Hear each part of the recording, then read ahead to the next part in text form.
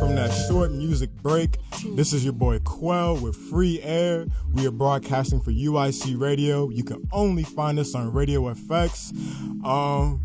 We're in the stew with an amazing individual. Go ahead and introduce yourself. This is your girl Hannah Bonecutter, a queen of many trades. Queen of many trades. That's the move for the whole show. Say less, say less. I can't wait to get into all the stuff that you have to present with us today. We were chopping it up and catching up off mic. For those of you that have been in tune with Free Air for a second, the last time me and Miss Bonecutter linked up, we got a little award. We got a little hardware. Shout outs to IBS for best specialty show.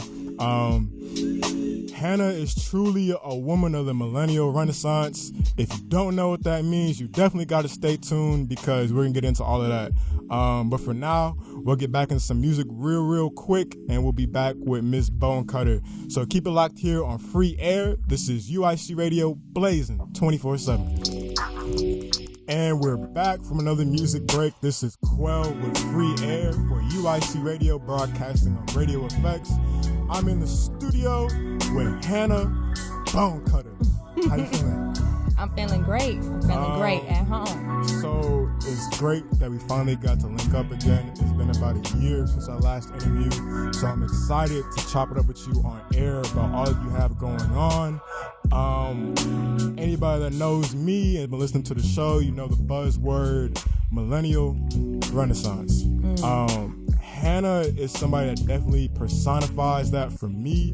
That's why, if any of you peeped, I played that little Frank Ocean interlude just about being yourself, being true to who you are, and not letting nobody kind of take that away from you. You know what I'm saying? Everybody's not meant to see your glow, but that does not stop you from shining.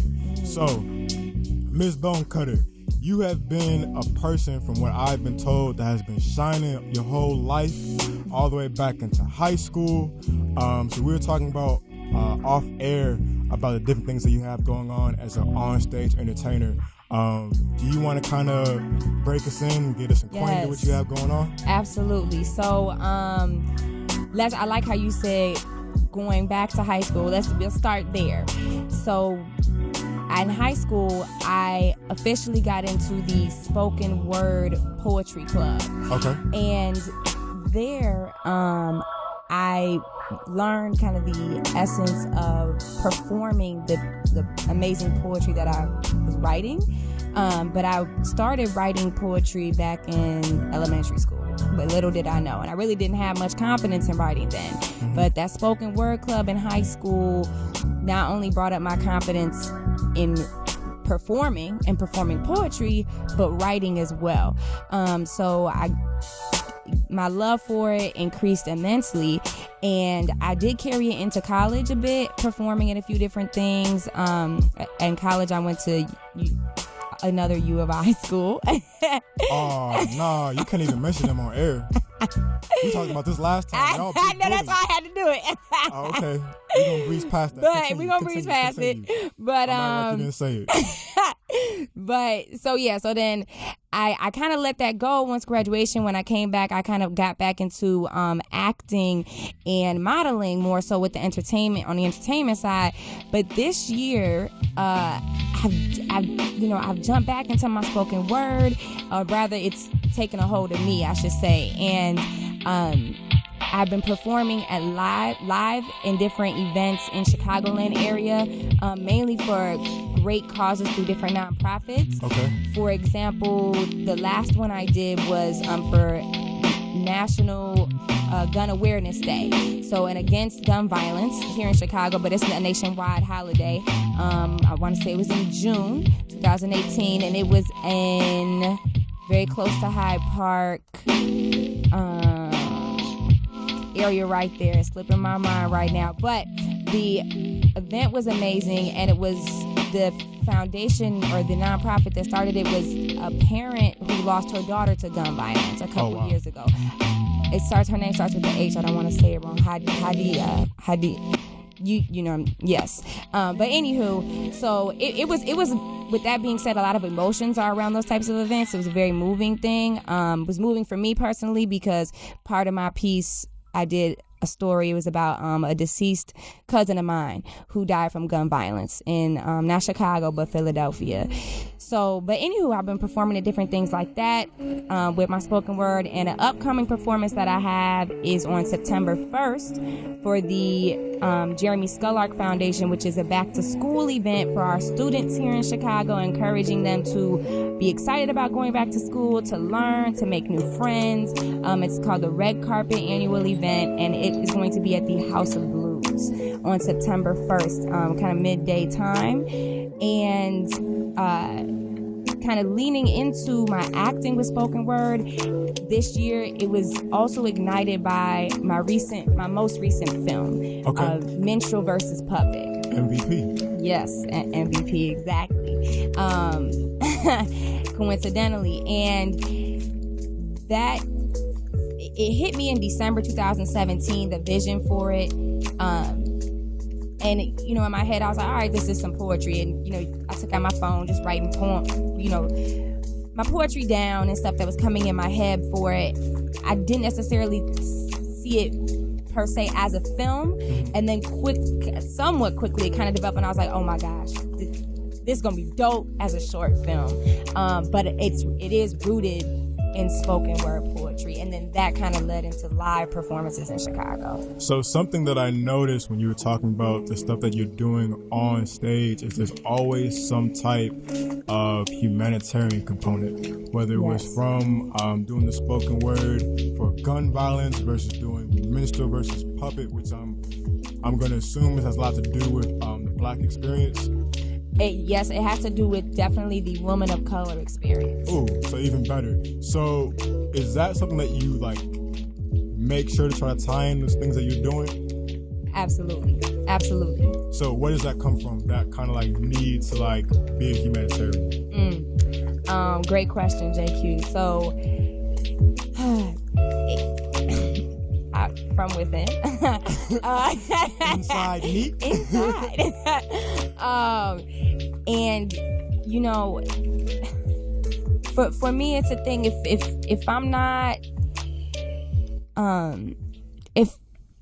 so my mission in life is to be a light of exposure and inspiration, and that I realized that a few years ago, and that for me, that can be accomplished in so many capacities, on a hourly, daily, weekly, yearly time frame. And if I'm not doing something that does that, and in essence, humanitarianism kind of really nicely flows in with that and embeds with that, I'll ask myself, what am I doing?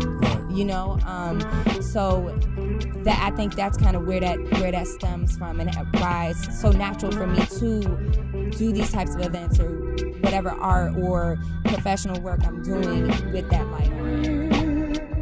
And I definitely appreciate you for doing that. I think that's something that a lot of creative and innovative people kind of miss, is the purpose behind it, the why behind it.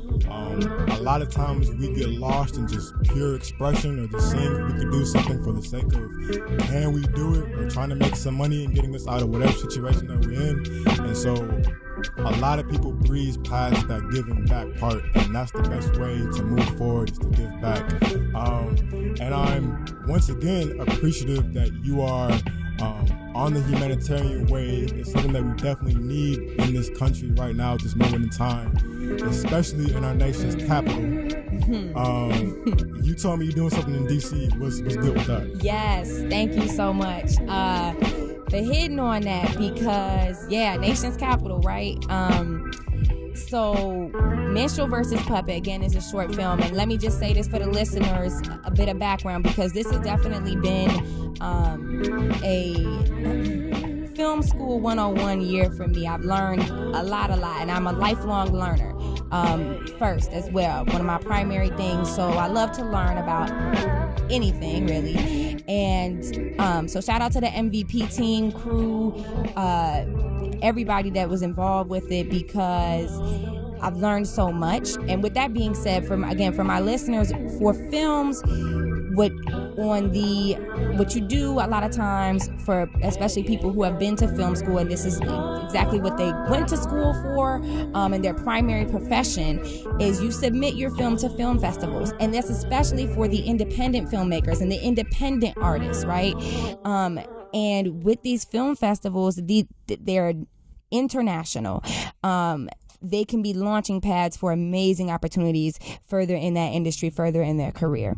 So I not only learned how to do this, but indeed did it. And it's not necessarily it's not a free process, by the way. Just want to put that out there. So definitely putting my money where my mouth is.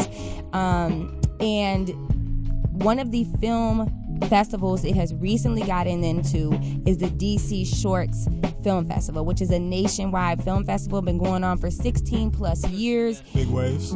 Big. And it's extremely esteemed, and obviously it's in the capital, so easy to draw many different influential people in that industry and outside of it. And I'm very excited. It'll be from September 6th through the 9th. I'll be in DC from the 6th through the 11th. I'm also hoping to, outside of the film festival, hit up that new African American Museum. I've heard it can take days to even just get through all of it, but I'm super excited. But for the film festival, it's going to be phenomenal. So many creative artists, creative minds, and awesome films to see, so much networking and relationship building opportunities. And Minstrel versus Puppet will be screened there. I'll be likely on a panel discussion for Q&A, and there's different seminars and sessions where I can build my writing, whether it's in spoken word or screenwriting, and actress performing as well. Because on Minstrel versus Puppet, let me be very clear, I was the executive producer, writer, and actress of that film. Right. Millennial Renaissance. The mood. Yes.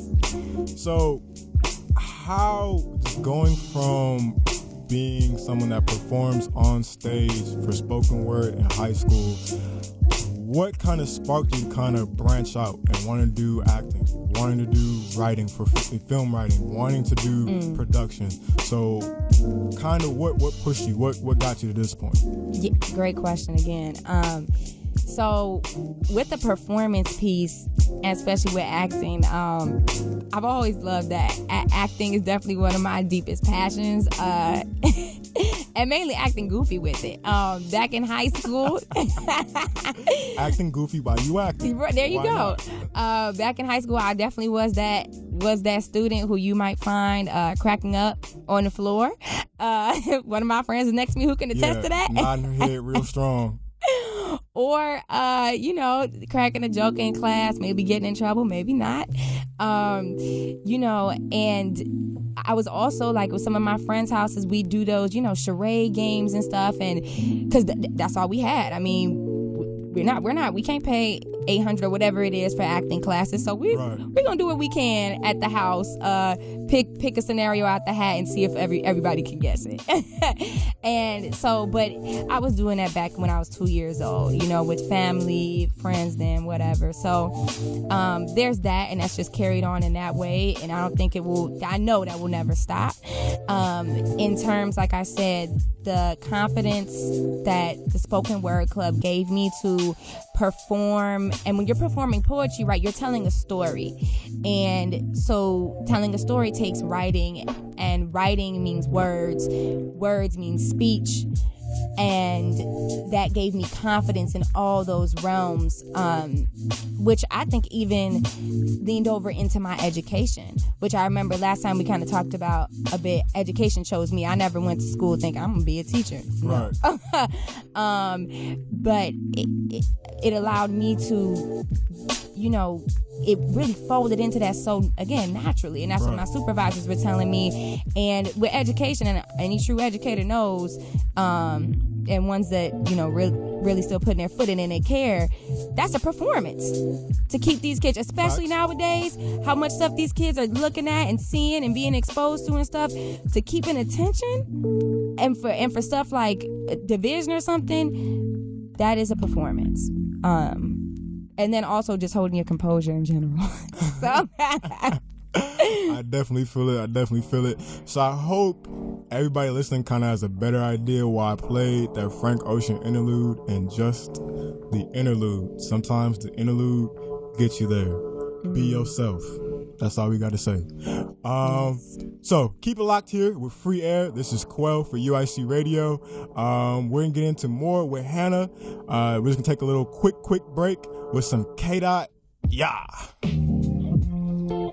And you're back with Free Air, hosted by Quel, live on UIC Radio every Saturday from 8 to 10 p.m. Yeah, just a side note, ain't nobody seeing my lo-fi playlist. Just got to put that out there. Quick PSA, I might give y'all my Spotify at the end of the show so y'all can follow me and peep it.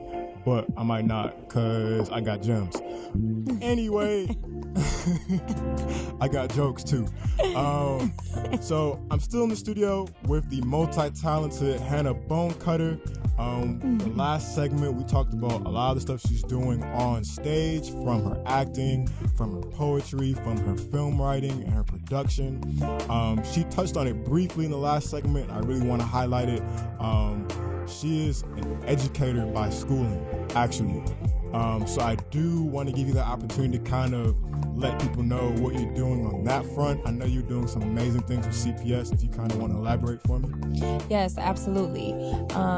So I taught with CPS last year. I was a second grade teacher on the west side of Chicago. No, we south side. I ain't say what we I just said west side. No, we south side. Anyways, so yeah, it was a riveting experience, to say the least. Man, I love all my babies. I love all my babies. That's what I call them, whether they're infants, literally, because I've definitely taught and still teach in early ed, up to near college students, graduating seniors in high school. And so my second grade babies were definitely challenged in my classroom on many fronts, particularly actually in writing. I loved and this is somewhat, I won't say rare, but maybe interesting. Uncommon. Yeah, perhaps uncommon to say that I actually did like the writing component of our curriculum, because it was so regular. We were writing new pieces every week. My second graders, and they were learning the grammatical functioning of writing, and the different components and all these different types of writing you could do: fairy tale, biographies, autobiographies, and one of my students even wrote about me in a biography, even though, yeah, it was cute. Wasn't supposed to, but anywho, but it was on the and we were doing science fairs. It was a great experience. Also trying though, because many students in those neighborhoods and similar neighborhoods that are disenfranchised in many different ways, don't have the resources, nor are given the resources to have the certain skill sets that many others are. And so some of my students, we had to teach social emotional learning, which, that obviously takes time, and it's extremely important to just get through a day. You need to be able to know how you're feeling and know how other events may be affecting you. And some of my students did not have that background, and so that could make certain things difficult to get through. Of course, not to mention many of the other things that they may have been facing on the outside of the school building. So, but nonetheless, we still had a great time. And I definitely visit them on, when I can, still as they progress into third grade, and on the last days and stuff. And I'm very, very proud of them and all my students, and shout out to all the CPS kids doing your thing and still pushing through. So yeah, I love it. I love education. and it definitely comes through. Like, y'all are not in the booth with me right now, but you can't see the smile that's on her face when she's talking about the work that she's been doing as an educator. So just real quick, because we could talk about it for days, and I also don't want you to potentially block future bread and opportunities, but it's a lot wrong with CPS. Sorry. It is, you though. have to agree so strong. Okay. Give me one thing, just one thing that CPS could do better that would be vastly impactful. One thing. Just one. And that's probably even harder than giving the whole rant, is having to pick just one. But yeah, I'm a task you with doing that. Right. So,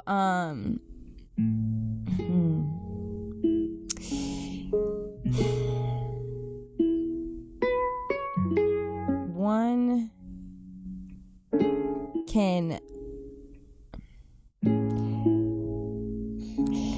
there's only so much one either individual or a group of individuals or even area, certain system, institution like education can overcome without assistance. Right. Without resources. Whether they're financial, location, whatever. And so the biggest thing I would say that needs to be fixed immediately is the giving of resources to the CPS system. Again, resources can vary. Finance definitely falls under that. And if you just think just a little bit, who controls that? Right. So, that's what I'll say. What up, Big Rom? How you feeling, bro? Yeah. Auntie, that's for you. And now, I don't want, how do I say? I don't want people to not really see the full magnitude and the full scope of everything that you're doing. You're not only helping youth out where you're from in the city of Chicago, where you're from as far as the United States, you're doing a lot of things abroad as well. I know when we were prepping for the show, you sent me over an article from Malaysia. I know I've seen you on your Snap and other places across the globe too. So do you want to touch on that for me, please? Absolutely. So I did go to Asia continent to teach, as well as the Africa continent. In Asia, I was in India, the country of India. I was in Delhi, India. I was teaching street children, which basically means kids who they may or may not have had their parents in their life, but at times they were living on the streets. Okay. Currently or in the past, maybe in the future, and ranging from 4 years old to 17, and taught them in math and English, as well as taught students in Madagascar, same wide range, like kindergartners through, actually in Madagascar, through 65-year-old adults, in English mainly, and job interviewing skills, which was very important for many of my students there as they were looking for jobs to provide for their families. So my experiences in those countries, teaching there, and just giving back however I can and immersing myself in that culture is phenomenal. And I cannot wait to return. And, I pray and I hope that I left some type of mark, positive inspiration in their minds and their memories in their area, because they certainly did for me. And that goes to same thing with, I recently went to Honduras this year, as well as El Salvador, to kind of give back in different ways. In Honduras, I was just spreading love and giving donations to orphans there through a certain organization. And then in El Salvador, we were building stuff. I really got down and dirty, which I like to do. I like to stay pretty fit. So that certainly helped with that, where it's like 100 degrees plus there. But building things and like bathrooms and student centers and whatnot. So what would you say is your biggest takeaway from going overseas and helping other people? Oh man, how we're so connected. How we are so connected. You know, people come up to me all the time and say, just, you know, so many times people, unless they can't see, right, a lot of times go right by what they do see. So I know I can look very ambiguous in terms of ethnicity, race, and people come up to me all the time and say, you know, what are you? What are you? Where'd you come from? What's it? And, you know, the first thing in my mind, that's happened since I was 2, before I maybe even knew. And if I do know, you know, do we know? And at the end of the day, and the first thing that pops in my mind is, well, I'm human, aren't you? Ooh. You know, aren't we the same? And what I say is, I'm a Globan. I don't say I'm a Globan. I don't say American. I don't say African American. I say I'm a Globan. And when I go across the globe, that's what I see. I see other Globans. And as Globans, if we don't get our act together, well, this globe gonna be without us. So Hannah's on my show preaching. Don't get me in the I'm gonna let her preach. I definitely echo that. I know something that I often trip off and talk to with my homies a lot is about how it's literally 8 billion plus ways to live this life, and how we really only truly, if ever, get to understand one, and how many of us don't even understand how to live our own life. You know what I'm saying? One good thing that I feel about always interacting with other people is similar to your reflection in the mirror. You never see your face, you never actually lay eyes on your face. You only see your face through a reflection. And I feel like it's the same thing with who you are as a person. You can only truly see yourself reflected through other people. Only other people can truly call you on your stuff, let you know when your boo-boo don't smell like roses, because to your nose, it's always going to smell petal fresh. So I definitely feel where you're coming from with that. And I'm glad that we could talk about it and you could share that experience with people. So, Free Air listeners, we're going to keep it locked here. We're going to get into more with Ms. Bonecutter a little bit later. We're going to go into our next music break. Don't go anywhere. This is Quel with Free Air, and you're listening to UIC Radio.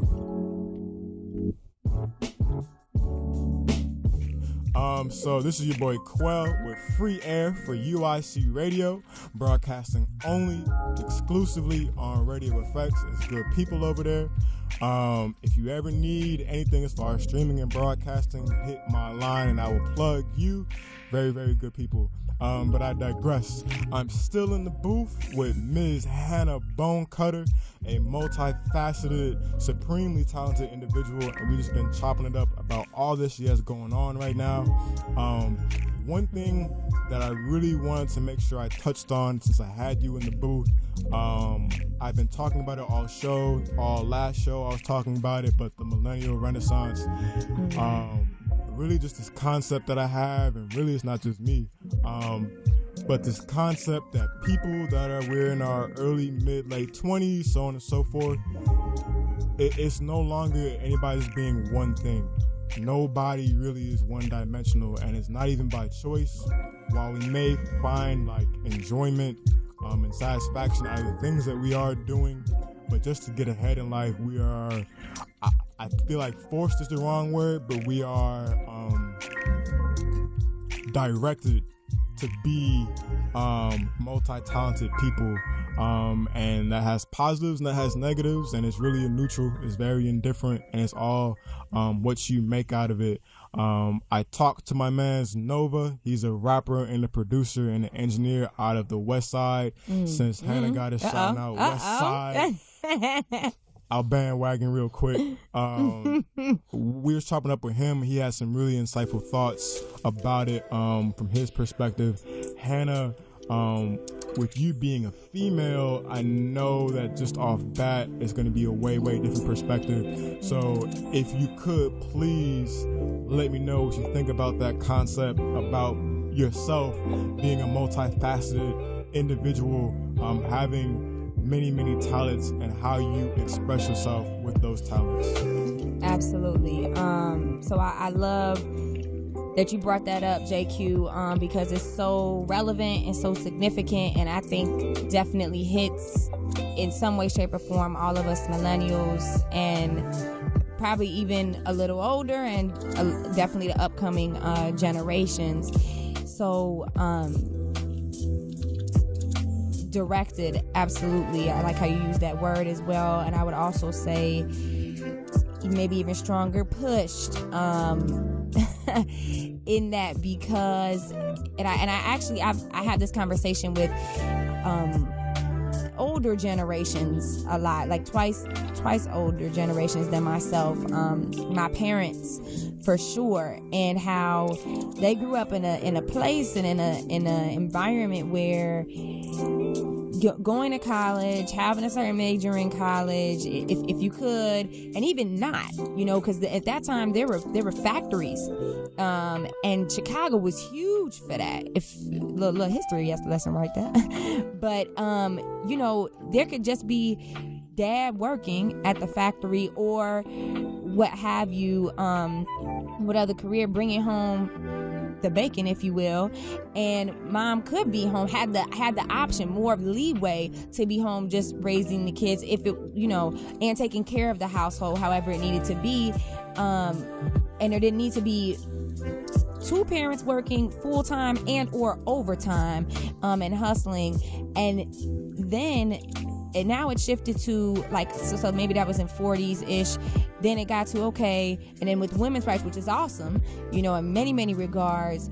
Okay, now both the parents can be working, but it's still one type of job, one salary type of thing, not multiple hustles. Keep moving. Flash forward to us. I don't know a person between even 20, because when I was in college I was doing multiple jobs. Let me be very frank, even before that. So I don't know a person from 20 to 37 even who's not doing multiple careers /jobs /hustles, and it's while that makes us, like you said, widely faceted and multi-skilled more, and allows us to kind of develop more creativity and be able to balance more too at one time, which can be cool. It also is kind of like, man, I know, at least for me, let me speak about myself. Can I chill for a moment? Can I, and wait a minute, did what quote unquote my nation, our education system, which is very much controlled by the government, was kind of telling me was college, your degree will guarantee you something, and many times it doesn't. I've seen with several people in many different industries and many different career lines, and then we have oversaturated fields, and so what is a person to do? All right, well, now this employer can only hire me part-time, which is in my degree field, or not, and this employer can only hire me part-time, and well, I can help my auntie out with her thing, so that can help, and it ends up like that.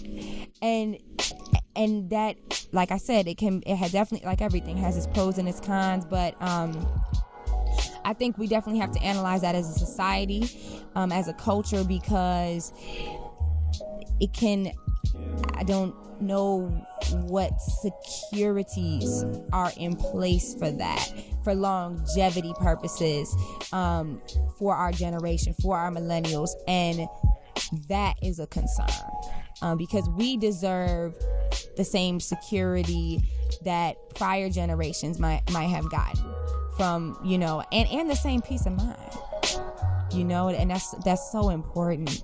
So, and then on the woman level, I just really want to quick shout out to Women Employed. That's one of my nonprofits that I'm on the leadership committee of, and there was recently a forum at the DePaul University where about women and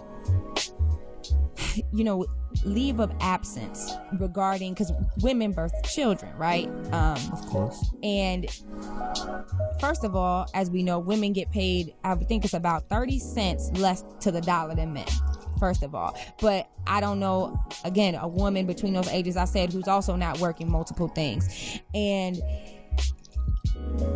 it's we're paid less, and with certainly, but there's harassment both ways in workplaces. Definitely want to not undermine that from our male counterparts. However,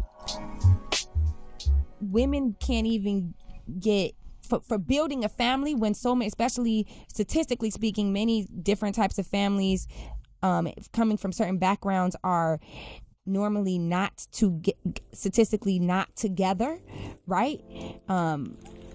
Broken.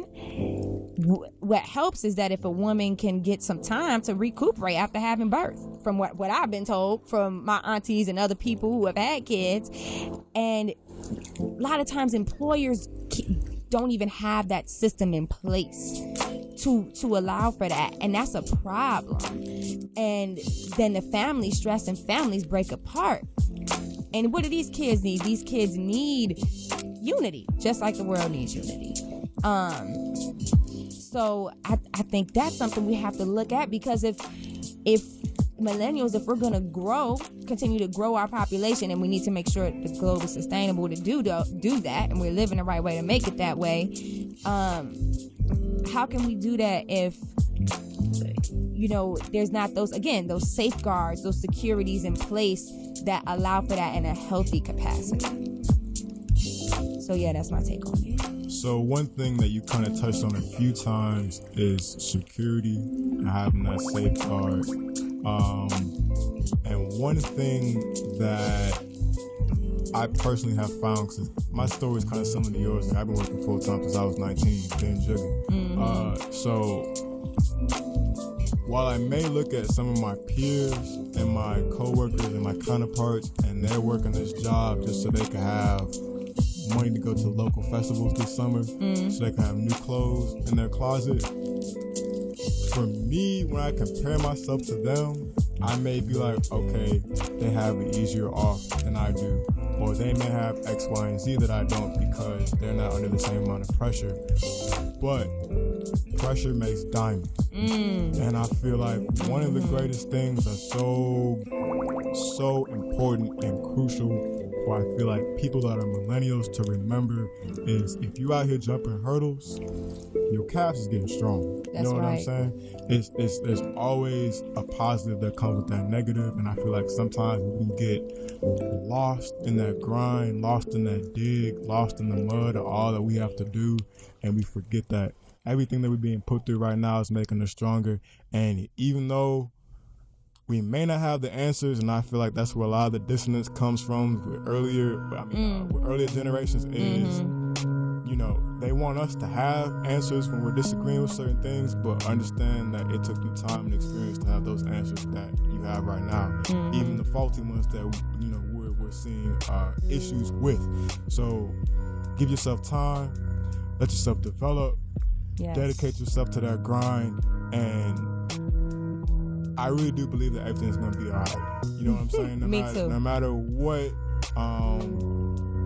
No matter what life throws at you and what you have to deal with, if you are attacking it with passion, and you trust and believe in yourself. Shout outs to that Frank Ocean interlude. Like I said, sometimes the interlude gets you there. You don't even need a song. So that's definitely where I wanted to end things and to wrap up with. We are ending the show a little bit early because I need to get Miss Bonecutter these edits. Thank you, Jake. So yes, I will get that to you. So I definitely wanted everybody listening to feel that before we got off air, that no matter what you're doing with your life right now, stay grinding. That's the vibe for the show. I'm gonna change it from millennial renaissance to binge jugging. Right. So before we sign off, Ms. Bonecutter, go ahead and plug yourself. Let people know they can find you on the internet, on social media, so on and so forth. Reminder of those projects you got coming on, those dates, so that anybody that wants to get in tune with you, that they can do so. Yes, thank you. You can definitely find me on LinkedIn at just my name. LinkedIn, Facebook, and if you could Google my name as well. A few things will pop up, such as different articles and stuff. My name is spelled Hannah. That's Hannah, and Bonecutter is Bonecutter, just how it sounds, Bonecutter, all together. All right, and so Facebook, LinkedIn, also with my professional organizing business as an entrepreneur. You can find that at the website www.boneclutter. That's BONECLUTTER.com, boneclutter.com. And then also with this upcoming film, there's going to be a website, and that's going to have many different components and snippets and accolades and a lot of cool stuff, and booking purposes for public speaking. So please keep that on the lookout. That will be dropping later this summer, and the website will be www.minstrel, spelled MINSTREL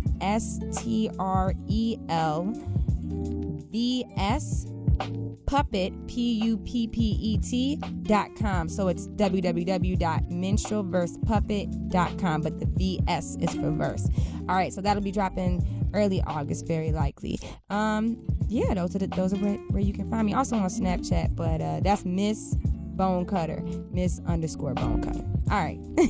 Shout outs to Hannah, all the freak promo, you know what I'm saying? Yes, thank you, JQ. And you got a spelling lesson. She hit you with all the letters, you know what I'm saying?